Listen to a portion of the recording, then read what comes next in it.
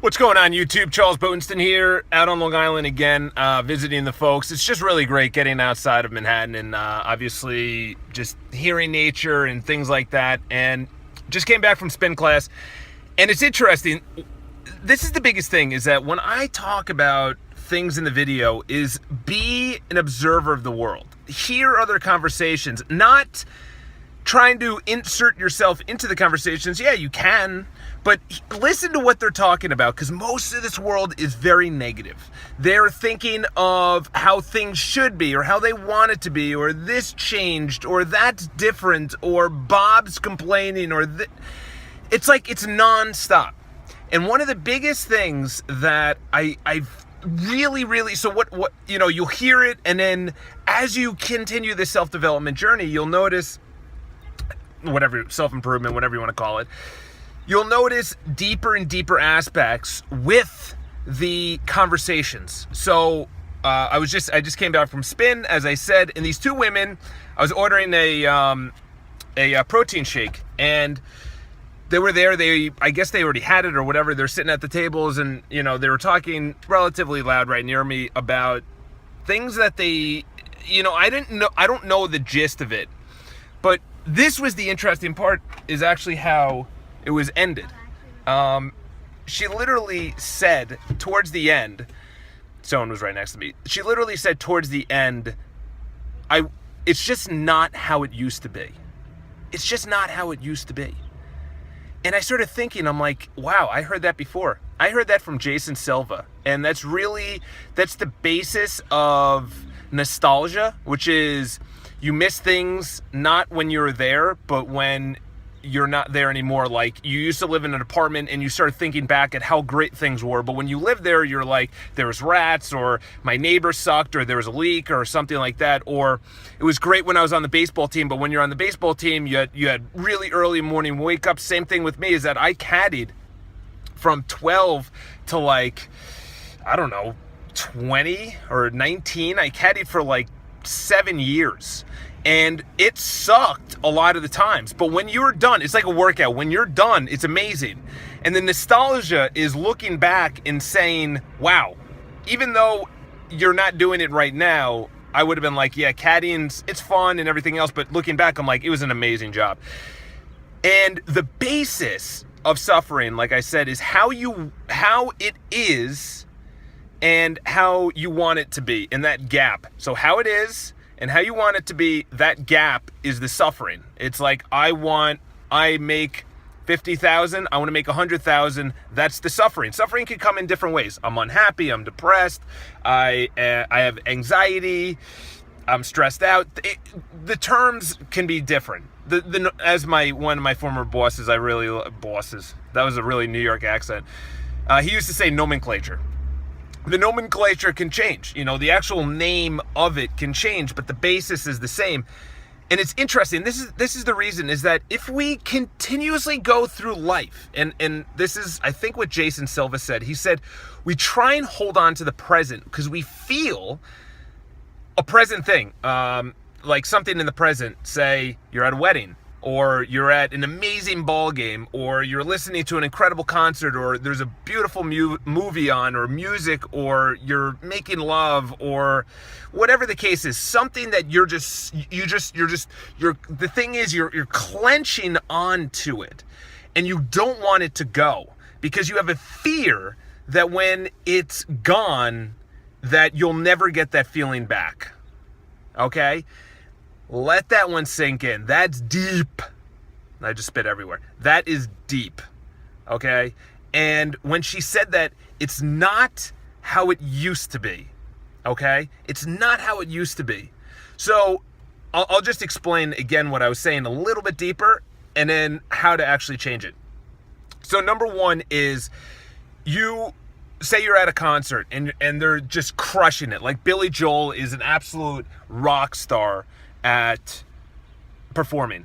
Billy Joel, Dave Matthews, whoever your favorite performer is, they're putting on an amazing concert, and you're so desperately trying to soak in as much as you can, because you have this fear that you'll never be able to experience the feeling, maybe not the concert, but the feeling the concert is giving you. The feeling of euphoria. You know, when I close on an apartment and they give you a check, I'm on a real estate company, and when a client buys an apartment, you get paid for it. And getting that check, that euphoria of having that check, it's like you want to hold on to it. You know, that's very short. You get the check. It's kind of, you know what it is? It's like getting a new phone. And you're savoring it. And, you know, people, like, they put a case on the iPhone just in, you know, if it ever breaks or anything, like, they're holding on to this item.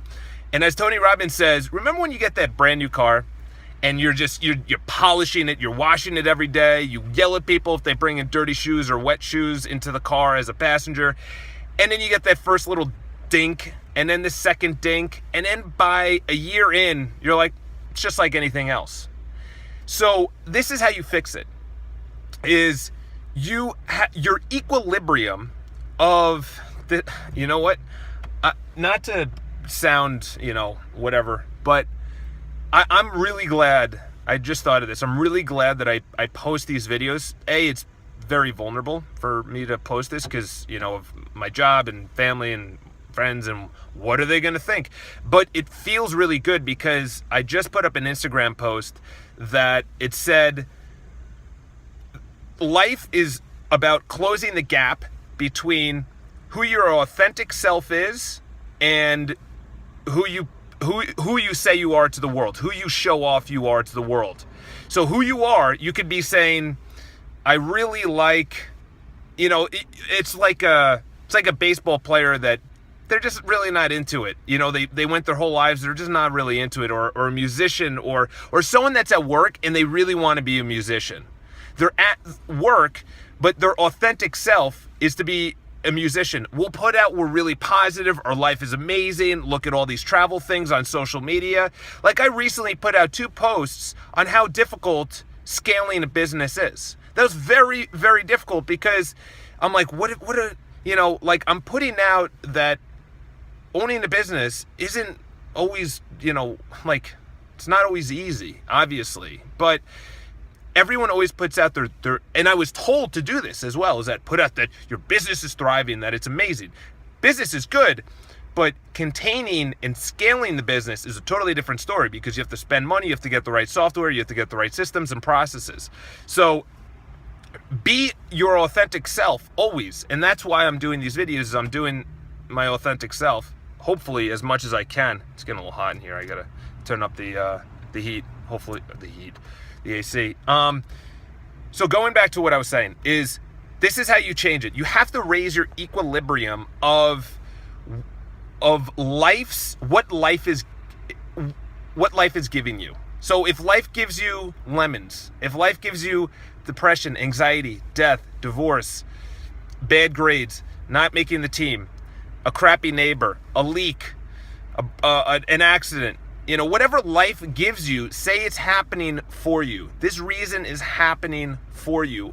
You have to look through that lens, that everything is for a reason. If you play the victim card, which is, I can't believe I just got into an accident. Well, maybe that's a good thing because you can get a new car. You can drive slower. At least it was just an accident and it wasn't anything worse, you know? I'll just tell you a story. When I was growing up, there's a couple friends that got a DWI, and you know, I knew some people that actually passed away from car accidents, and it made them slow down. It made them wear their seatbelt. It made them not drive and race and do crazy things and drink and drive and things like that. Now it's text and drive, which I'm glad the word is getting out not to do any of those things. And unfortunately, people had to pay for doing those erratic things.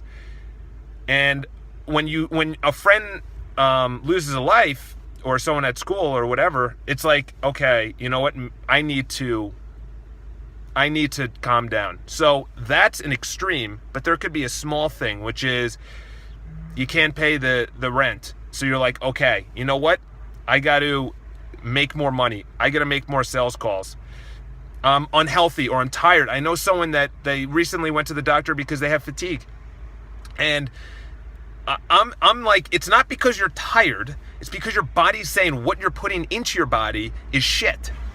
Because you're not exercising, because your thoughts, and I'm about to have an amazing video on what you put on your body, like lotions and creams and, hair products and toothpaste, and what you put in your body, which is food, and also your thoughts, affect everything in your life. But I said, you're trying to get to the effect. It's like, I've already said this in check out the video on, I did a 1 gallon a day challenge, 1 gallon of water a day. And a lot of people, they put on Vaseline on their lips or lip gloss or whatever on their lips because they're dry. That's not the issue, that you don't have enough Vaseline or lip balm or whatever the heck you call it. It's not because you don't have enough. I use it like once a week, maybe. And I always find out, why are my lips dry? So really the cause is because I was dehydrated. It wasn't because I wasn't applying enough lip balm. And by the way, chapstick is the worst thing. They have actually something in chapstick so you continuously apply chapstick. I wouldn't be surprised. It's a chemical in chapstick. Look it up. And I also wouldn't be surprised if it's in women's products as well, so you keep on applying it, like lip balm or lip gloss or whatever you call it. That stuff that when you kiss a girl and it's all over your face. But go to the cause. So in other words, when I have the fan or the AC and it's blowing around me, I wake up and my lips are dry. It's not because I'm dehydrated at that time. It's because the fan is blowing on me, and all night my lips they're trying to moisturize, but they're drying out. So go to the root of it. And the root is, as that woman was saying, it's not like it used to be. That's not the root of it. Your standard of appreciation, your standard of gratitude is so freaking high that you need, and that was one of the biggest things I said maybe 3-4 months ago about the stimulation of a cell phone, and turn off your notifications. The only 2 notifications is a text message, which I don't even think it makes a noise, and a call. That's it. And sometimes ESPN, but that's like on a final score of the Jets game, which is once a week. But that's it. I don't get Instagram likes or comments or Facebook or Facebook Messenger, or any of the other crap that's out there. My sister gets it on everything. Literally every like. She'll get like 70, 80 likes. It's because your body's addicted to that stimulation. But the problem is, then you need more stimulation. It's an addict. It really is. It's an alcoholic. And I know alcohol, unfortunately, I knew one personally that passed away, is that you need more and more. You think alcoholism is bad. Look at all the people addicted to their cell phones, social media, Pokemon Go. Listen, I'm not saying that it's bad because I don't do it. I'm saying if you're addicted to it. So what is the definition of addiction? Addiction is if you can't go a week without it. If you can't go a week without social media. If you can't go a week without TV, news, reality TV, movies, sugar, alcohol. It doesn't matter. It doesn't matter. Coffee. Anything you're addicted to. I literally remove myself sometimes from social media or other things to ensure I'm not addicted to it. Because when you're addicted, you want more, and then more, and then more, and then more. And now that woman, she's older than me. I'm 31. She's probably, 40-ish. But she has 9 years of raising the bar of what she needs to be happy. Tony Robbins does an amazing thing. Highly, highly recommend. You cannot go in this world without watching his movie, I'm Not Your Guru. Unbelievable. I've already seen it twice, and I just did Netflix free trial to see it again for a third time. I took so many notes. You watch it the first time for the appreciation and the entertainment, the second time for the notes, and the third time to get the meaning of everything. And in there he says, in his Date with Destiny, which I've done, which is it's ridiculous. It's frightening. It's obviously expensive because it's so popular. We had 3,500 or 4,000 or maybe even more. Like I think we had 5,000 people.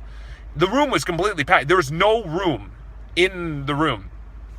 And there's another room, actually. There's another room where they were watching it on TV. They called it like the Rockstar Pavilion. But they weren't even in the main room watching Tony. They were watching it on the screen. And obviously the energy isn't as high.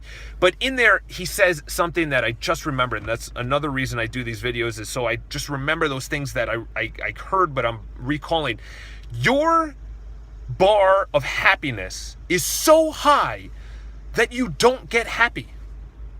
Your bar for happiness, your bar, your level, your equilibrium, your level, what you need to be happy, which is a feeling which you create. By the way, it's nothing, that's obviously a deeper conversation, but you cause stress and anxiety and happiness and joy and love and everything else. So live from that. So your bar of what you want in life, or what you need in life to be happy, is so high that you have to reminisce, like this woman was doing, and saying, it's just not what it used to be. Okay, so this is what you need to do. You need to lower your bar and say, at least he's still alive. At least he still has his health. At least he still has his job. At least I have my kids. At least I have, if you even want to go lower, at least I have housing or water or food or electricity or clothing or a ride, a car. It's like, you have to walk around in gratitude. What we are living and we're going into, and life is just getting better and better and better and easier and more convenient and everything else, through just these, where you don't need to go and worry about what water you're drinking. Literally 100 years ago or 60 years ago, we had to worry about the water we were drinking, let alone millenniums of thousands of years, tens of thousands. Read the book Sapiens, which talks about humankind and the human race. It's so easy. Life is so easy compared to what it used to be. We used to war daily, run to get food daily, try and get water, protect our family, disease, in-field fighting within the tribe, animals, predators, starvation, the weather. Like literally when it rains, we just go inside, or we have an umbrella. Oh no, our shoes are dirty or wet. Lower your bar to appreciation and gratitude. That's really the secret to happiness and progress. Progress is actually the true secret to happiness, is that you have to be progressing. If you don't, it's like losing weight. If you don't see yourself actually going to the gym and you don't see the calories or the weight loss, you start getting like, but I'm going to the gym. It's like, okay, you're going to the gym, but what are you eating? Okay, you're going to the gym. What are you eating? What are you thinking? How much are you eating? How much are you working out? Lower your bar. This is one of the longer videos, but this is one of my most passionate videos. And honestly, a lot of people have said that they want to, I should have more views and whatnot. Share it on social media. I know that I'm putting in the work for myself so I can give you guys, and I just read an incredible book about the Rockefeller habits, and what I'm doing now is trying to recall it, remember it, and also this was never around, YouTube. Be blessed that I can video this in a car on a metal device with a screen and a camera. Like, how insane is that? And then publish it so you can watch it. That's insane. I had to read for the first 7 years, I had to read for the first 7 years of self-development books. Now I can watch videos at 2 times the speed and not even be watching it. I just have my headphones while I'm cleaning or doing work or whatever, or eating lunch. So, or going to seminars, which is thousands. You don't even want to know how much I spent last year on seminars. It was a lot. Well into the 5 figures. So have an awesome day. Subscribe to the videos, share the videos, and let me know your comments below, because I just talked about a ton of stuff. And the second thing is, you guys are moving the channel forward. So your comments and your stories are, I'm like, wow, that's a great idea. So the more vulnerable like I am, the better. So have an awesome day. Lower your bar for happiness and gratitude. Just be happy. You choose your emotions. Talk to you guys soon.